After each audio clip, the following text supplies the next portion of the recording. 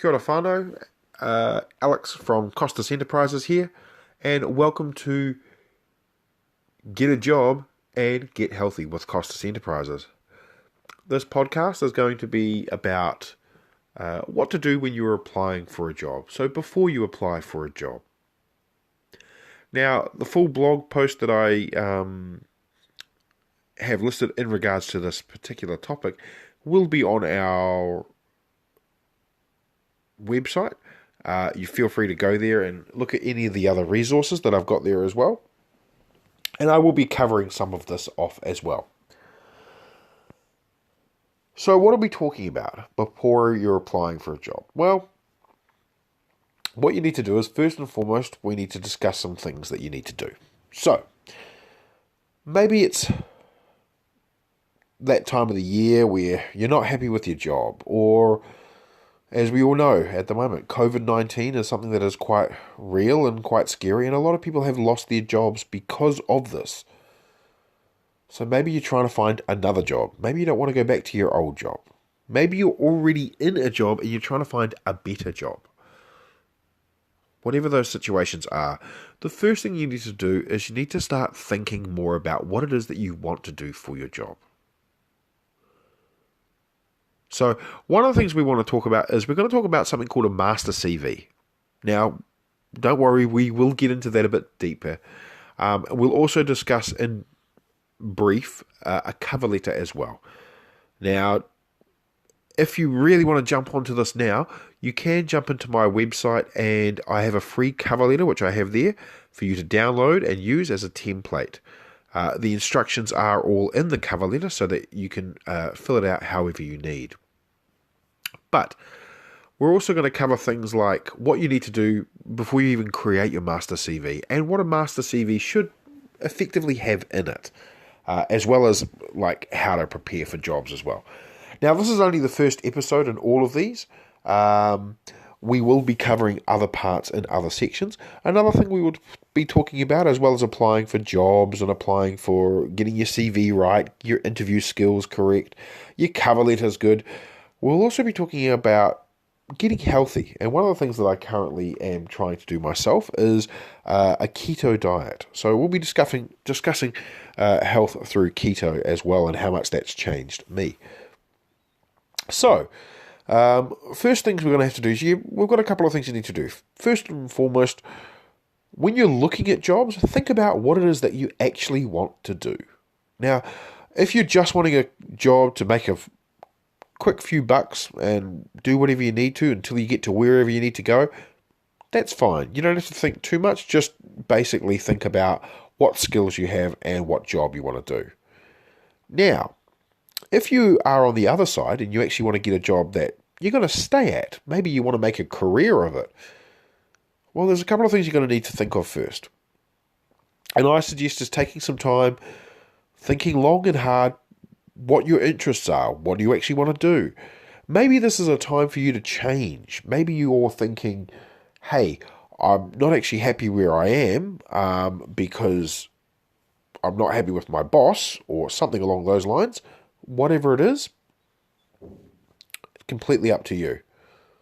But I can help you create a CV, a cover letter, give you interview skills. But if you haven't taken the time to think about what it is that you actually want to do, it's not really going to come across when you actually apply for the job. And that includes interviews as well. So what do you need to do? Well, first and foremost, you need to do your research, okay?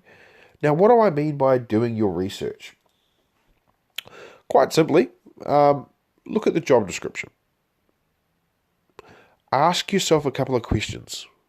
Number one, can you easily identify what skills are going to be needed for this job? Can you also identify what duties are required or the expected duties for the actual job? Now, these expected duties may not be mentioned, so you'll have to look at the language a little bit and see exactly what it is that you're looking at. The next thing you've got to have to ask yourself is quite simply, do you have the skills to do the job? Now, I know that sounded a little condescending.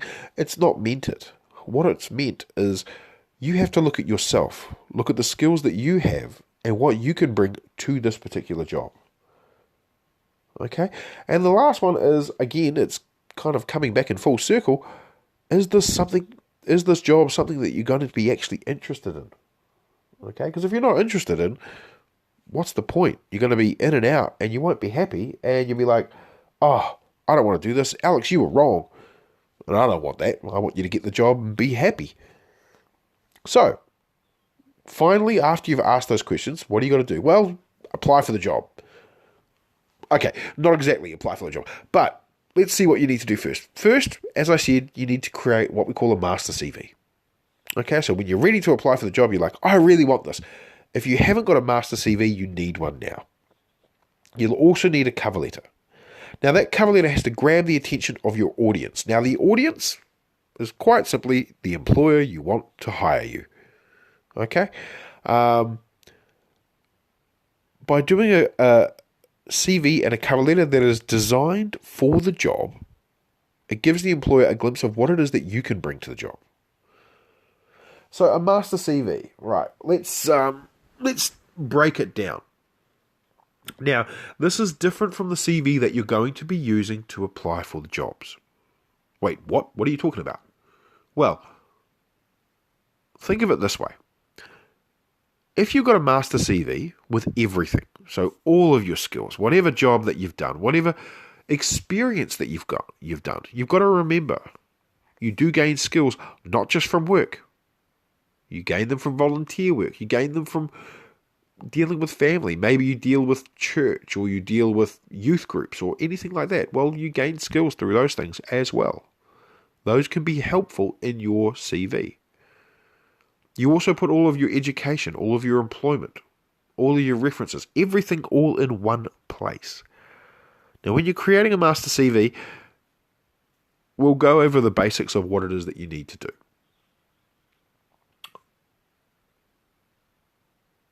So, first and foremost, your CV should be structured like so. At the very top is your name, and if you want to put curriculum vitae or CV or resume, it's completely up to you. After that, straight after that, on the right-hand side, you will have all of your contact details, okay? This is your address, your phone number. If you need to put your date of birth because the job requires an age restriction, or maybe it requires a work visa to say that you're on a valid visa to do the work, whatever, you can put that details there. It doesn't have to be too long. The next section you've got, now some people put a personal statement. Now the personal statement is basically where you say, I want to do this and I would be a great asset to your job, and so on and so on. Now, I'll be honest, me personally, I do not have a personal statement in my CV. The reason why is quite simply, all of that sort of wafty, I'm great and this is fantastic, I'm fantastic for your job, should be in your cover letter. Because that's the first thing that the employer sees usually. So I don't have a personal statement. But some people do prefer to have a personal statement as well. And if you do, there is no judgment at all. That is completely up to you. Just make sure that you structure your personal statement to 1 to 2 sentences. Now, following that, you're going to put your skills. Now, when you put your skills, these are the skills that you have identified that you can do. And it can be anything. I'll give you an example of some skills. These could be things like excellent customer service, computer literacy skills, excellent communication skills, proficient in Microsoft Office or CAD, any other program that is required by the business, for example. You've got excellent time management skills, highly effective organizational skills, adaptability and or flexibility, cash handling / payroll administration, able to work independently or as a team member.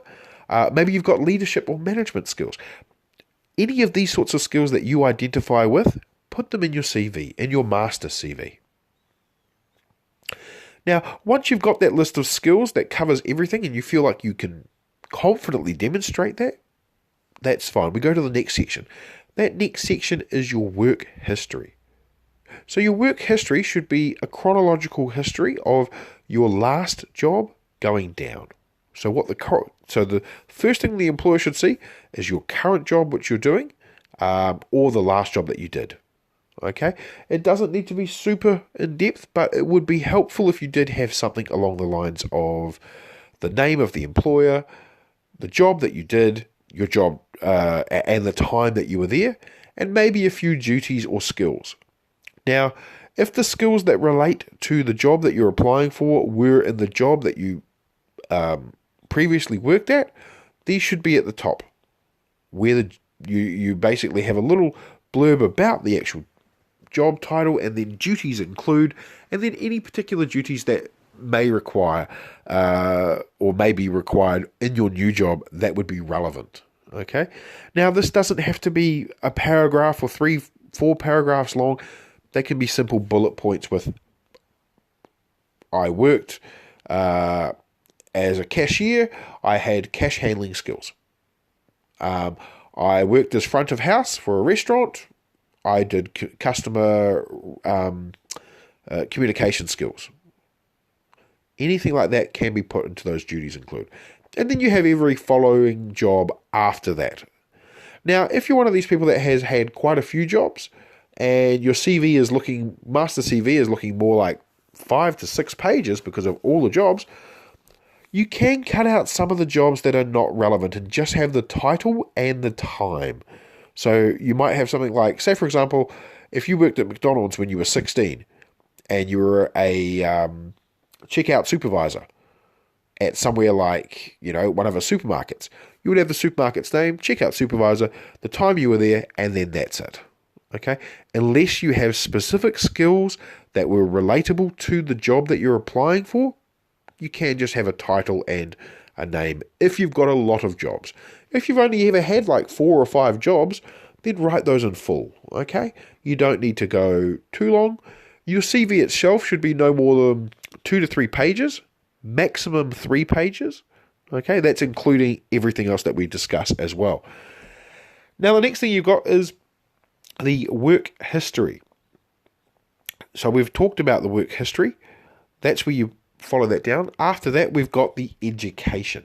Okay, so with an education, some people have education in their CV, some people don't. It also depends on your age, how many jobs you've had, what your education was, and whether or not the employer actually cares about it. So if the job description is saying we need to see that you've got a diploma in business computing, and you've got the diploma in business computing, you put your diploma in business computing under education. If you've only ever hit sort of high school or college, you haven't really received a qualification apart from maybe you might have got merit or you might have got top of your marks or ducks or something along those lines, you can put that in there. But realistically, most employers these days won't really care.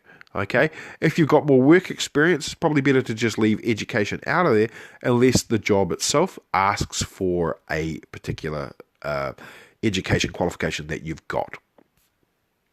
Now, that said, if you are fresh out of college or you're fresh out of uni, well, obviously you won't have much work experience. So your education will become quite prominent. Okay? Now, a lot of people in this instance, they put education usually above work experience. I'm going to tell you right now, that is a mistake. Okay? Keep your work experience at the top before your education because the employer wants to see if you've worked previously and what skills you've gained first before they go on to education. Now, after the education section, some people put their hobbies or their interests, and you're more than welcome to do that. I would only ever use hobbies or interests if your hobby or interest relates to the job that you're applying for. So maybe, for example, you have previously worked in office and now you want to go work as a caddy for a golfer. You had no previous experience as a caddy, and I don't expect this to happen very often, but if you did want to do that, it's completely up to you. If you love golf, then you would put that in your interests and say, I have a true love of golf. I've been following it since yada, yada, yada, and so forth, and give examples of why you think you would be good for that particular role. And then finally, after that, you've got your references. Oh, sorry, pardon me. So under your references, you list all of the references that you're going to potentially use. Now, when you are applying for a job, please make sure that you contact your references in the first instance. Let them know that you are actually applying for a job. Okay? The last thing you want to do is apply for a job, the references get called, and they don't know that you're applying for a job, and they don't give the best representation of you because they're not aware of the skills that need to be done. So always brief your references first. Another thing you may want to think about doing is, so for your master CV, you'll have all the references. But when we start creating new CVs for each individual job, which we're going to talk about very shortly, you would want to change those so that your references says, please contact me for references, or references available upon request as a common phrase. And that way you get briefed when the employer wants to contact you with a particular reference. And then you can brief that reference and say, hey, I've applied for this job. These are the skills they're looking for. Can you give them examples of when I demonstrated those skills? So it's really good to have a talk with your references when you're applying for jobs. Let them know what it is that you're actually applying for so that they don't give the wrong foot. Okay? And you may be great friends with your reference, but the last thing you need is for them to talk about one of the skills that you're not actually applying for within this role, and that you actually wanted them to talk about a different one. So, we just talked about creating a master CV. Now, creating separate CVs. The reason why I got you to create a master CV is quite simply when you're applying for a new job, you should be creating a CV and a cover letter directly for that job. Okay? Now, some people use this as an instance to say, well, this is when my personal statement would change this particular CV. But the last thing you want is a master CV which is 5 to 10 pages long because you've filled it with all of the amazing things that you're at, and the employer just gets bored. If you make a CV which is specific to the job that you're applying for, you're more likely to get to the interview stage. Okay? A way that you can do this is when you are creating your new CV, as I said before, you're going to do your research.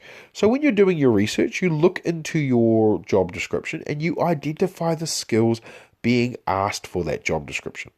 Okay? Now, those are both skills that you can see directly, and it might be something like must-have customer relationship skills. But there's also the ability of actual passive skills that they're asking for, which they don't actually put in bold bulleted lists. You have to learn to read between the lines. Okay, so it's a lot easier than it sounds. So while you're reading the job description, you look at the duties that are being mentioned. What are they asking you to do? Now, this will usually indicate the skills that are required. Now, let me give you an example so you can understand a bit better. If a job description says something similar like, due to the nature of the role, you are required to engage with internal and external stakeholders to provide quality assistance and feedback. What do they actually want? Well, if we break down their sentence, they're basically asking you, you would be required to engage with internal and external stakeholders. That means that you'll be talking to staff, who are your internal stakeholders, and customers, your external stakeholders, to provide quality assistance and feedback. Well, that's basically helping customers with their questions and providing that information back to staff to say, hey, this is what we learned. But hang on, Alex. What are you actually wanting me to identify? It's actually more than one skill. In this instance, there are 4 skills. First skill is networking and customer relationship. Second skill is communication skills. The third skill is problem-solving skills. And the fourth skill is finally accountability.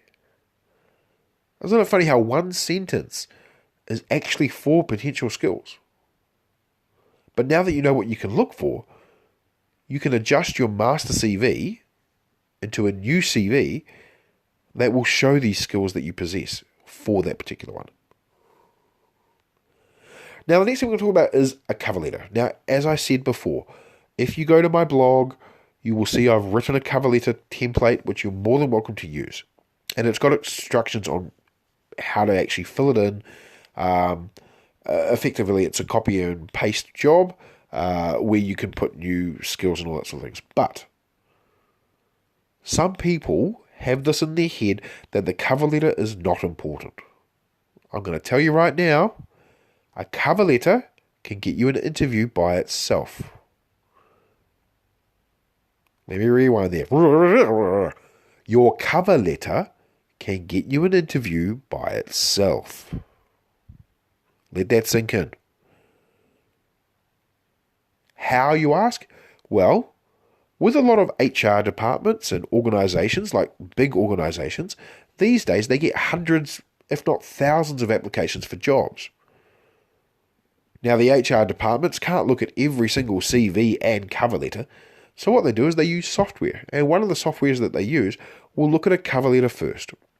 It will scan the cover letter for keywords. Now, the keywords, coincidentally, are the same as what's in your job description that you're applying for. So, in your cover letter, you have to make sure that your keywords are in line with the job description. Okay, let that sink in again. It has to be in line with the job description. Now, I'm not saying about copying and pasting the same one. Okay, we're talking about adjusting your phrases and paragraphs within the cover letter to match what is being said in the job description. Once you get to the cover letter,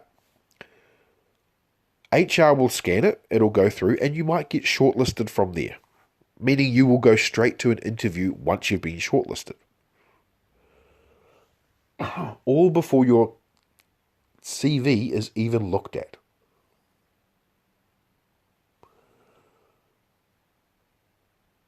Now, the CV will be looked at by a potential employer, but the HR department may not be your direct employer.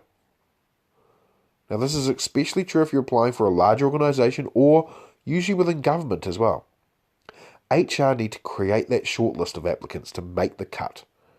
Now, because you've already identified the skills and you've already put those in your cover letter, you're more likely to get past the HR wall of silence.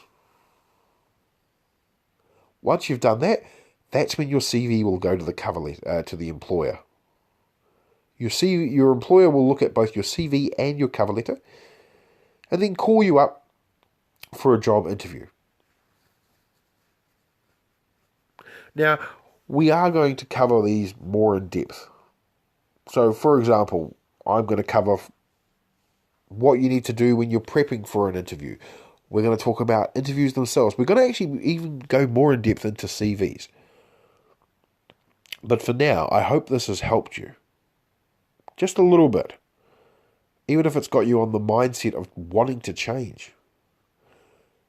Now, I have more blogs up on my website which cover these subjects. And we will be covering these subjects because they are a good place to start.